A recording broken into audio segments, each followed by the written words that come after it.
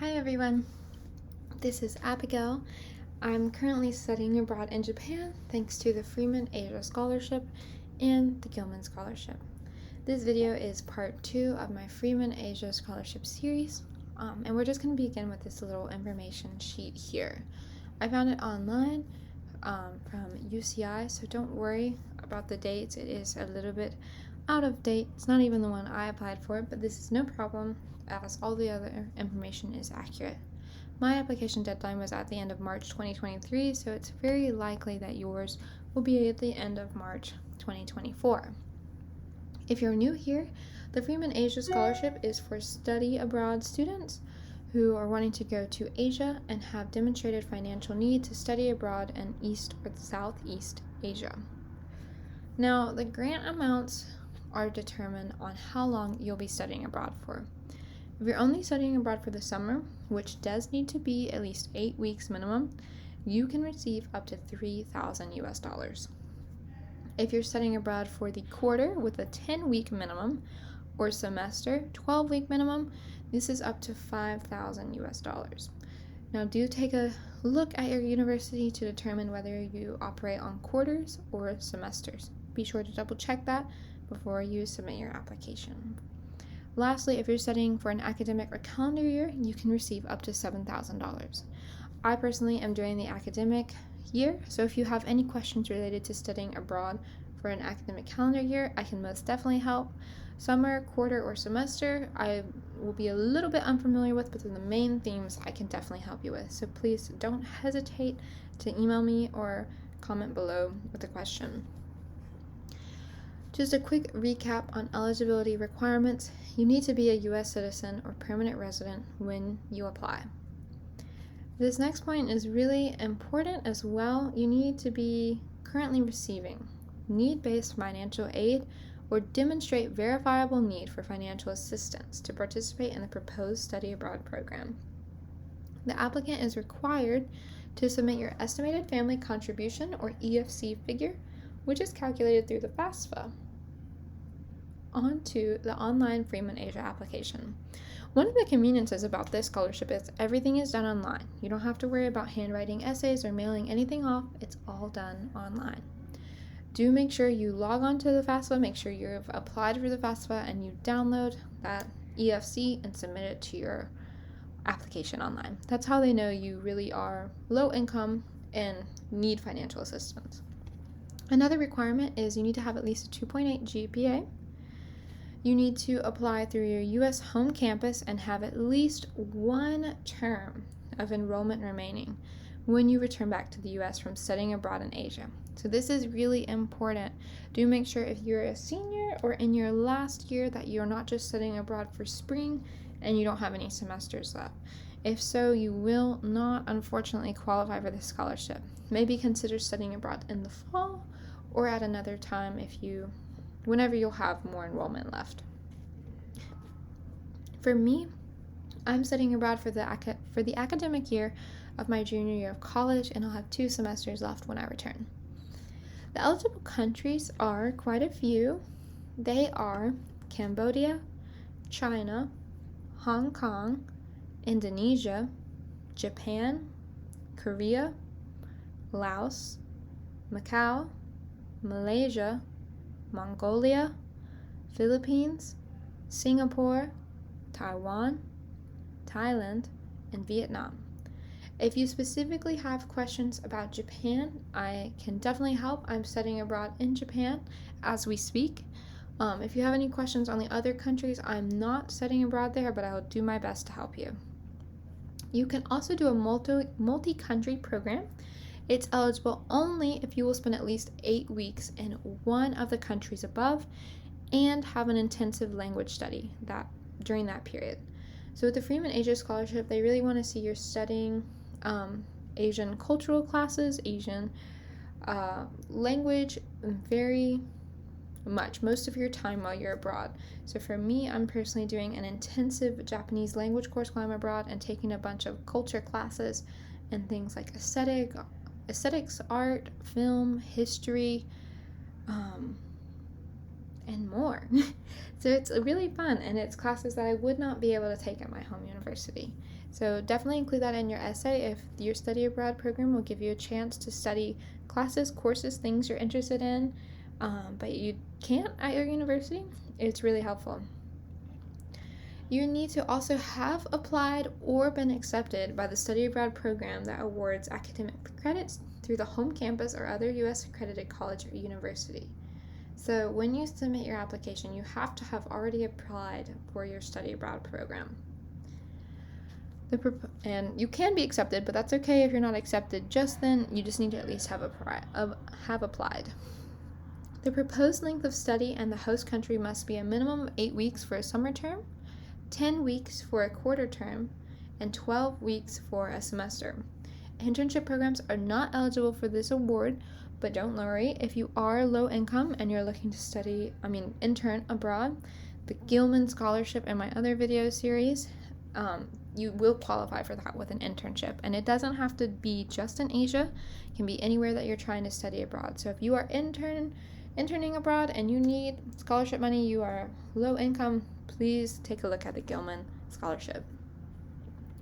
You also need to have little to no previous experience in the country that you plan to study abroad in. One of the preferred categories is someone who has not studied abroad because they want to send a diverse group of people abroad. Personally, for me, I'd never been abroad before, never studied abroad before. The only thing I had done was a very short few days in Canada. So technically I've been abroad before, but we just took a little road trip up the US and I was in Canada for a few days, but never more than a few days and never studied abroad for me. So I was able to meet that preferred category.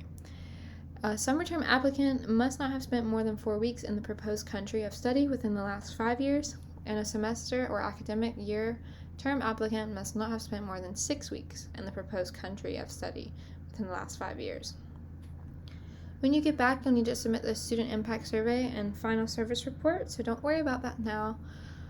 Also, you can only receive this award once, so you can apply as many times as your deadline, your scholarship term of study, or your study abroad term of study is eligible for the round that you're applying for.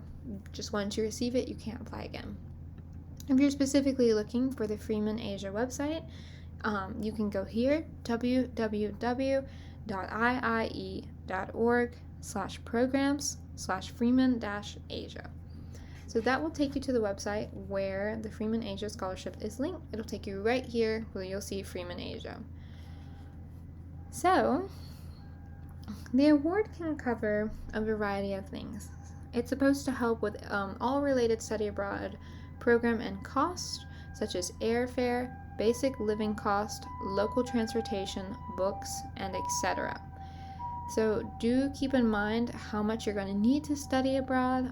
For me, the best tip I can recommend is to create a Google Sheets or Word spreadsheet and budget all the costs that you need. For me, it was really convenient. My study abroad university gave suggested amounts for transportation, meals, textbooks, things like that. You can research airfare, how much the average ticket costs to get from your home to your study abroad country, and make sure you put that in your spreadsheet. Again, you can apply if you're a U.S. citizen, studying at the undergraduate level at a 2 or 4 year university, and demonstrate financial need to study abroad in the East or Southeast of Asia. Your application will also need to be endorsed and certified by your study abroad advisor and financial aid advisor by the specified deadlines. Just some quick information about the Freeman Asia Scholarship here that I wanted to share with you. They are sponsored by the Freeman Foundation. It's a private foundation with offices in Honolulu, Hawaii. The Freeman Foundation's major objectives include strengthening the bonds of friendship between the United States and countries of East Asia. So this sentence right here tells you a little bit about what they're looking for when they read your essay. One of their main goals is to strengthen the bonds of friendship between the U.S. and East Asia. So not only when you're studying abroad do they want you to do well, but they want you to really share culture, strengthen the friendship, promote the U.S. culture in a positive light, bring back culture that you've learned and spread when you get home, to really increase global diplomacy and just help strengthen the bonds between our country and where you're studying. Through education and educational institutes, the Foundation hopes to develop a greater appreciation of Asian cultures, histories, and economies in the United States, and a better understanding of the American people and of American institutions and purposes by the peoples of East Asia. So again, another thing to mention, if you're studying Asian culture, histories, and economies, ding, ding, ding, you have a great chance of being selected. You're really speaking to their mission statement here and a little bit about what they do. So if you can hit on these points that are their main objectives and their main goals, talk about how you'll display those while you're abroad, how you'll do those, study those, whatever way, that's a great trait to show while you're abroad. Now, some information on the instructions. Again, you need to review the requirements. We've already done that. Find your study abroad program. Contact your study abroad advisor who will certify your application. You need to ensure that you're requesting certification from the appropriate individual on campus. In most cases, this will be your campus study abroad advisor. If you can't find this person, it's a great tip to just go ahead and email your study abroad office. And then you can also contact your financial aid advisor who will need to review and understand your projected financial aid for studying abroad. A great thing to do if you don't know who that is contact your financial aid office. You'll need to follow up with the study abroad advisor to make sure they have access and certify your form along with the financial aid advisor. Submit by the student deadline and check with your study abroad advisor to make sure they submitted by the deadline. Let's take a look and see if we can find the deadline. Okay, so the deadline for 2024 is not out yet, but this is helpful because we can take a quick look at the previous deadline. Previous deadline was March 28th of 2023. That's what I applied for. It's very likely yours will also be at the end of March of 2024, and your advisor will need to submit by April 4th of probably 2024 by 5 p.m. Eastern Time. Just give it a little bit more time, and hopefully some detailed information will come out soon. I don't think it opens until January or February, so it won't be for a little bit. So just a quick information about program preferences. Preferences will be given to students who participate in a language study that will enhance their ability to engage with the host culture. So all of these that I'm going to go through as well will be great to mention in your essay if you are doing them. The more you can relate to what they prefer, their mission statement, the better chances you have of getting the scholarship. Also, it looks really good to display that you've researched and learned a little bit about the Freeman Asia Scholarship, the Freeman Foundation, the scholarship itself, and you can display that in your essay. They'll like to see that you're interested in them for both the scholarship and their program and scholarship as a whole. Next, you'll need to enroll in a study abroad program with at least 20 hours per week of class time, incorporating the study of an East or Southeast Asian language, culture, and history. For me, I'm doing an Asian studies program. So all my classes are culture classes, history classes, language classes, everything like that under the sun. I'm in an aesthetics class, an art analysis class, a film and novel analysis class, a ancient and medieval history class, and a language class. And then you'll also need to participate in a study abroad program taught by host country faculty members. So this is a preference, but even if they're not all host country faculty members, if you have some, this will definitely help. So for me personally, I have some Japanese professors and instructors and teachers, and some non-Japanese. I have a French teacher, I have an American teacher. There are all kinds of teachers here. So don't worry if they're not all host country faculty members, they just give a little bit of preference. Even if you have some, even if it's just one, that's better than nothing. And then lastly, it is beneficial to demonstrate sincere interest in incorporating East or Southeast Asian studies into future academic or professional plans. So just a little tip about this point. For me personally, my majors are history and education. So one of the things I spoke about in my essay was not only learning about instructional methods in the classroom here in Japan, but also being able to bring them back to the US to implement what I've learned in Japan, who consistently test higher and has a stronger educational system than the US usually, as seen with testing, classroom environments, things like that, to help the US improve and get on that track. Improved instructional methods, how students can learn better. So I was able to give an example of bringing that back to the US. And I'm also able to give more specific examples because I contacted Kansai Gaidai, where I'm studying, and reached out about where I could do that at. So I volunteered with local high schools, local middle schools. I've also been able to do interactions on campus, volunteering with middle school and high school students that have visited Kansai Gaidai as well. And then we also have many volunteer opportunities through my campus where you can participate in studies with Japanese students, local students, college students, teachers, professors. So all of that experience that I was hoping to gain, I was able to. If you can go ahead and reach out to someone in your program and contact them with questions like these and use specific examples in your essay, it will definitely help. So for me, I was able to put in the names of specific people I had contacted and, again, elaborate on specifics of what I'd be doing, where I was going to get the tools and knowledge of things to implement that I learned in Japanese classrooms at the middle and high school level, not just at the college level. How would I do that? Where would I do that? Who would I work with? Just send an email to a professor in your area of study and see what they say, or just the in general program as well. The Freeman Asia Scholarship likes to see that you have researched it thoroughly, and it is going to be very beneficial to you. Now we have the big three. The three primary criteria used to evaluate the Freeman Asia Award. So when they're looking through scholarships, when they're looking through everyone who has applied, these are the big three things that they're going to look for. One, most important, financial need.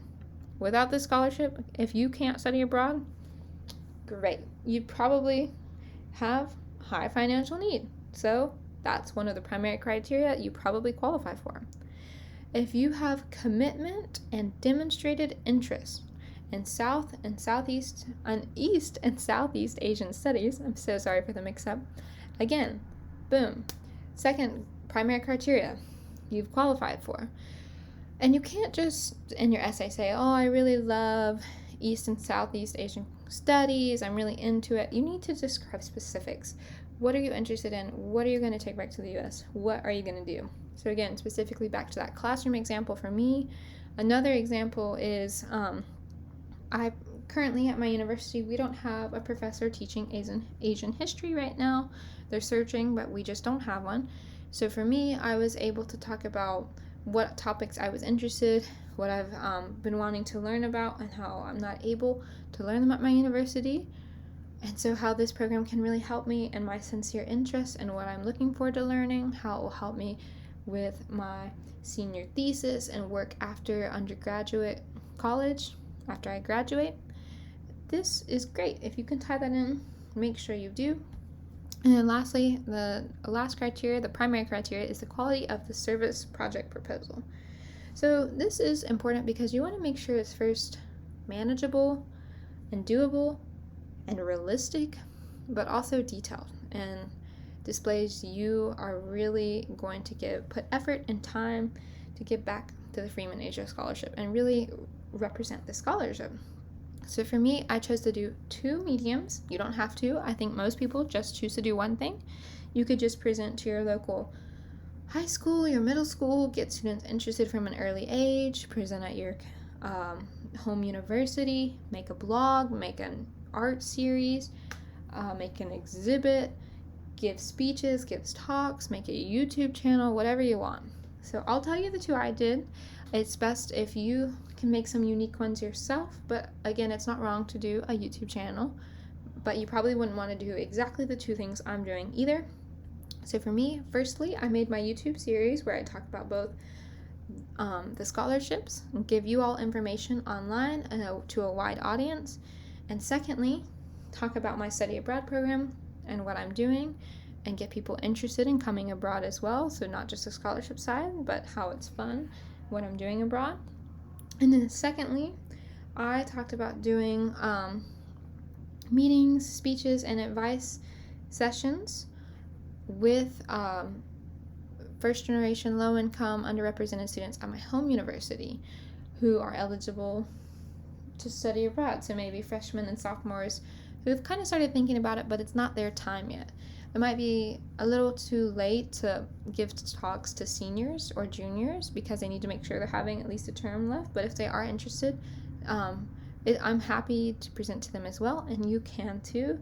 But my focus was more on freshmen and sophomores to get them interested, let them know it's possible early on. Because I wanted to study abroad, but I knew that my family did not have money to support me abroad. I didn't have a lot of money. I just had a little bit from my part-time jobs that I work while I'm in and out of school and some internships. But again, not very much. And I knew I couldn't support myself abroad, so I didn't think it was possible. Didn't really think about it. My parents kind of let me know that they're happy if I go, but they didn't have a way to support this for me, and I knew that. But learning about the Freeman Asia Scholarship is a life changer, and the Gilman Scholarship as well, because without these two scholarships, I would not be currently here studying abroad in Japan. So my message is to all of you who are low income, first generation, underrepresented students who don't traditionally study abroad. It is possible for you to study abroad. You can study abroad, and there are scholarships out there for people like you and me. So don't worry. Do take a look. Start thinking about these now. Start writing out ideas for your essays. Again, if you have any questions, feel free to contact me. And be sure that for Freeman Asia, studying abroad in Asia, if you're not and you are low income, again, please take a look at the Gilman Scholarship. Thank you so much for watching this video. I look forward to hearing from you all soon with any questions, and I hope you can join me for the next one. Thank you so much. Bye.